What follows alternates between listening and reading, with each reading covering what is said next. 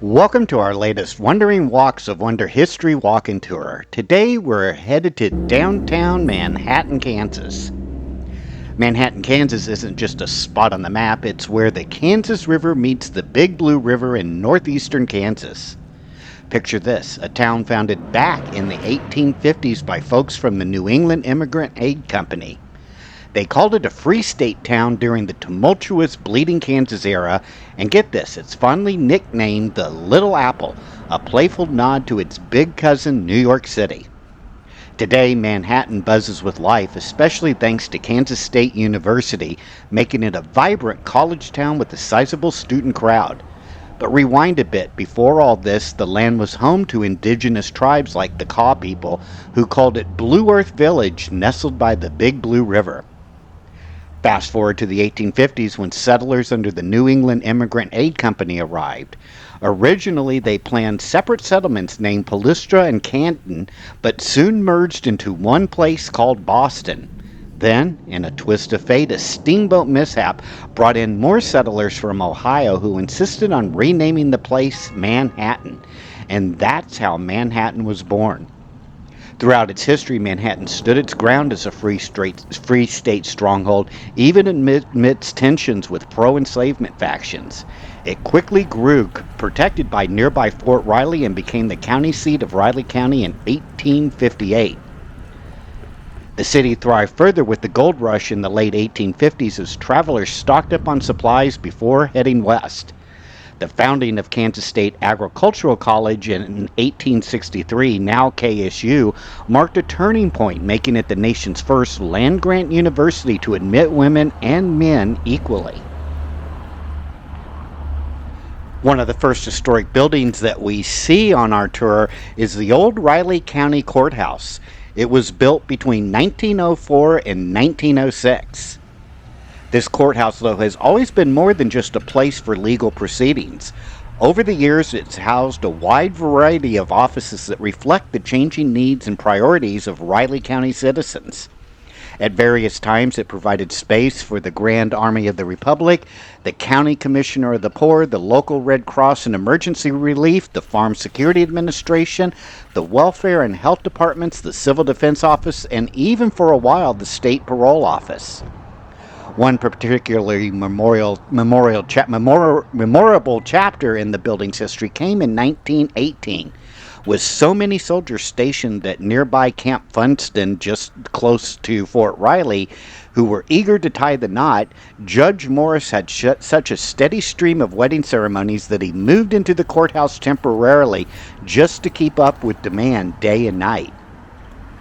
The courthouse was remodeled extensively in the 1980s and renovated, and most court offices moved to a newer courthouse in the mid-1980s. Today, the courthouse still stands proudly here on Courthouse Plaza.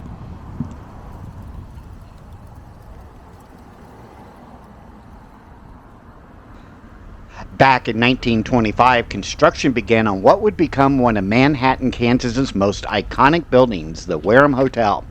By the time it was completed a year later, it stood 6 stories tall, and local businessman Harry P. Wareham proudly declared it the city's first skyscraper. Sure, it couldn't compete with the towering buildings of New York City, but for Manhattan, Kansas, this steel-reinforced structure was in a league of its own. The local newspaper even claimed it had no equal in the city. The hotel, though, was more than just a place to stay. It was a hub of downtown life. The main floor featured elegant dining rooms and a welcoming lobby, while the 2nd through 5th floors held 150 guest rooms. The upper levels were designed as upscale residences, including a private apartment for Wareham himself, something we'd call luxury apartments today. We're now heading into the heart of the downtown district, and it's actually a very historic district. Downtown Manhattan has been the city's beating heart since the mid-1800s. The story of downtown dates back to July of 1855 when Manhattan was first platted. Founders named the main east-west thoroughfare Poyntz Avenue in honor of Colonel Poyntz, the man who financed the steamboat Hartford, which played a key role in the town's settlement. While no original 1850 buildings survive today, downtown still boasts dozens of impressive historic structures from the 1800s through the 1920s. In total, there are about 61 historic buildings in the downtown area. One of those older buildings we see in the downtown area is the old bank, Manhattan State Bank. Organized in 1906, the Manhattan State Bank made history as the first state chartered bank in Manhattan. Unfortunately, the bank went under in the 1930s due to the Great Depression, but Henry Otto purchased the building and remodeled it as retail space in 1937. In fact, the building is still called the Otto Building today. In 1894, this building that we see in front of us was constructed, and it didn't take long for it to become a downtown hub. The first floor was divided into three storefronts: a meat market on the east end, a bookstore in the center, and Dr. Hatch's drugstore on the west side. Upstairs, there used to be a business college called Musgrave's Business College that held classes before the space transitioned in 1897 to house county offices. There also were a county clerk, the county treasurer, and even a courtroom in that building at one time. But that arrangement didn't last long. When the new courthouse that we saw earlier was constructed in 1906, all those offices moved there, and the building began being identified as the Olri Block, a name that has stuck ever since.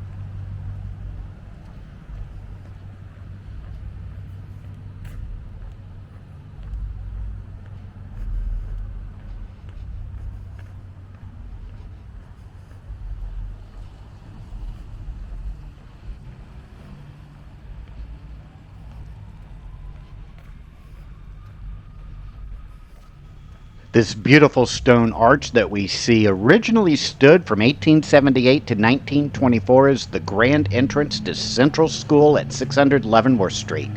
It wasn't just, though, a functional structure, it was a heartfelt memorial. At the suggestion of Judge Sam Kimball, local contractor Mont Green Sr. donated the arch in honor of Amanda Arnold, one of Manhattan's earliest teachers who arrived in town aboard the steamship Hartford.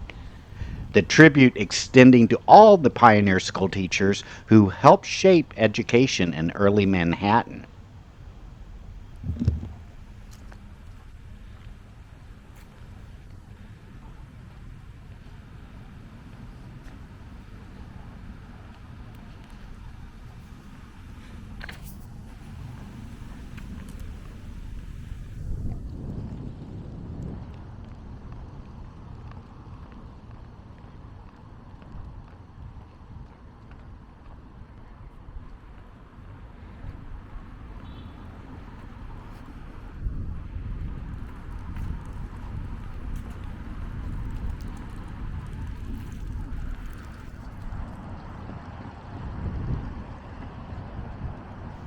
The Manhattan Carnegie Library, built in 1904, is part of a remarkable chapter in American history, one shaped by the generosity of industrialist Andrew Carnegie. Between 1886 and 1921, Carnegie and his foundation helped fund the construction of more than 1,600 city libraries and over 100 college libraries across the United States. In Kansas alone, 63 communities received Carnegie grants to build their first public libraries, and Manhattan was one of them. For many Kansas towns, including Manhattan, these libraries weren't just buildings, they were game changers. They offered a shared, welcoming space where people from all walks of life could come to read, learn, and grow. It was the kind of civic resource that truly brought communities together.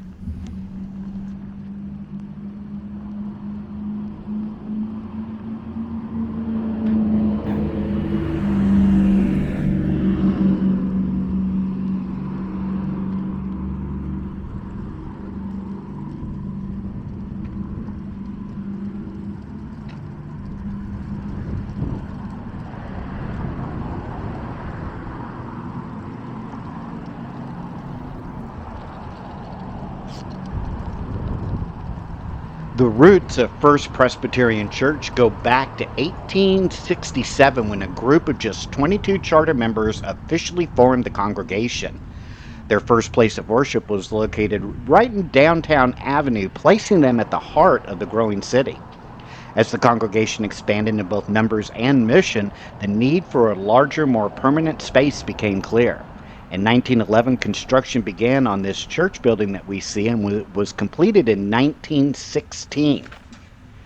Throughout its long history, First Presbyterian Church has played a key role in the spiritual and civic life of Manhattan.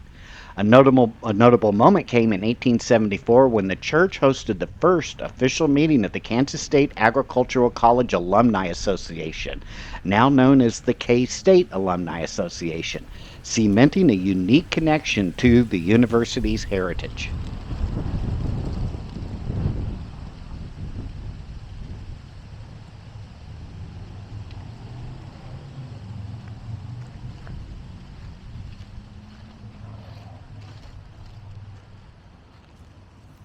First United Methodist Church in Manhattan has deep roots in the community, tracing its origins back to 1855.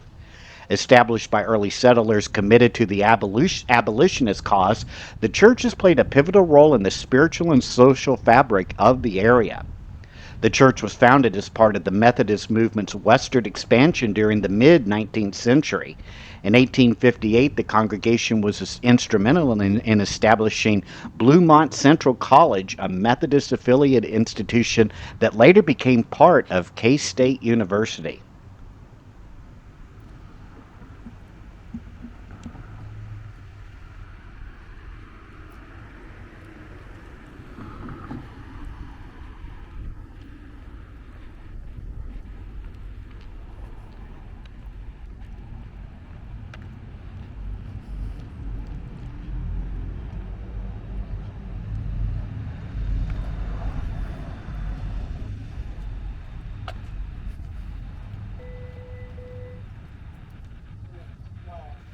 The Manhattan Public Library has a rich history that reflects the community's commitment to education and public service.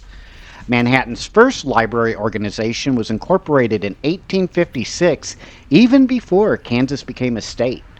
By 1904, the Manhattan Library Association, with a $10,000 grant from Andrew Carnegie, constructed the two-story classical revival building that we saw earlier. This Carnegie Library opened with a collection of 1,000 items and was the city's first dedicated library. But by 1937, the library had outgrown its space, prompting plans for a new facility.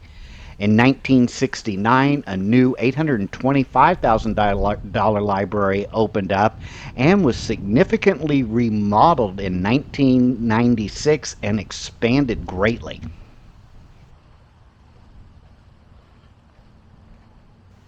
St. Paul's Episcopal Church boasts a rich history that intertwines with the city's development. Founded in 1858, it stands as the fourth Episcopal church established in the state of Kansas. The church's first service occurred in 1857, just 3 years after Manhattan's founding. The church building that we see today was constructed from native limestone and was designed in the Gothic Revival style. Stonework on the building was completed in 1860, though the unfinished structure was repurposed for hay storage during the Civil War. The building itself held its first service in 1867. Over several years, St. Paul's has undergone several enhancements, including the installation of Manhattan's first pipe organ in 1878 and a 1,600-pound bell in 1884.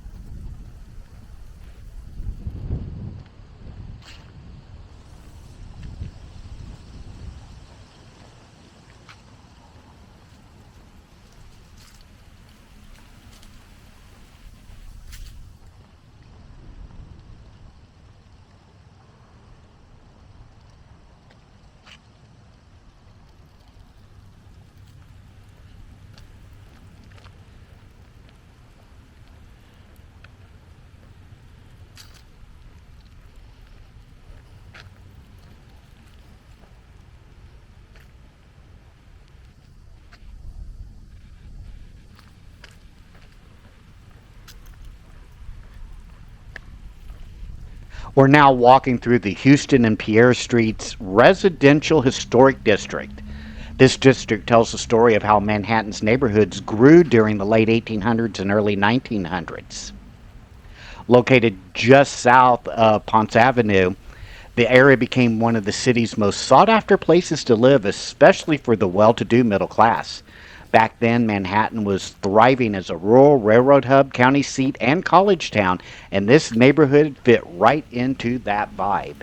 In the early 1900s, Houston and Pierre Streets were the go-to spots for prominent folks like businessmen, lawyers, and university professors. The neighborhood was close enough to downtown and the electric streetcar stops for easy access, yet tucked away enough to avoid the hustle and noise of the commercial district. The neighborhood's early residents were a diverse bunch, from successful widows and cattlemen to school superintendents, pharmacists, ministers, merchants, and physicians.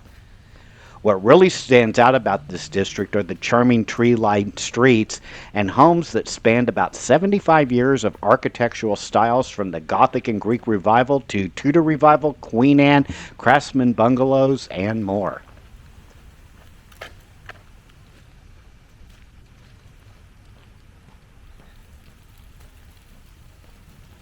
The Lida Jean Apartments were built in 1930 and designed by Henry B. Winter, a well-known local architect who left his mark in Manhattan with many buildings over about 25 years. This apartment that we see is important not just because of its design, but also because it represents a key period in Manhattan's growth. Between the two world wars, apartment living really took off. Back then, owning a single-family home was a luxury that only a few families could afford, so apartments became a popular and practical option for many people. Buildings like the Lighted Jeans shared some common features. They were usually designed by architects, stood about 2 or 3 stories tall, and often had brick exteriors.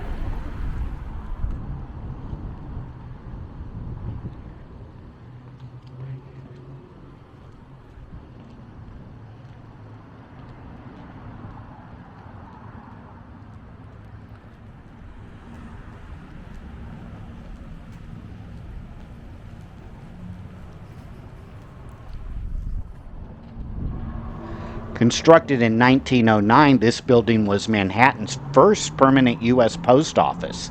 It was designed by architect Henry W. Brinkman and built by George Hopper. It soon became a downtown landmark, playing a key role in community communications and federal service. For over 5 decades, the building served as the local post office until 1963, when the Postal Services moved to a newer facility. But the old post office didn't sit empty for long. It transitioned into use by various federal offices, continuing to function in its new capacity. Today, the historic building houses local agencies such as the North Central Flint Hills Area Agency on Aging, Meals on Wheels, and other nonprofit organizations.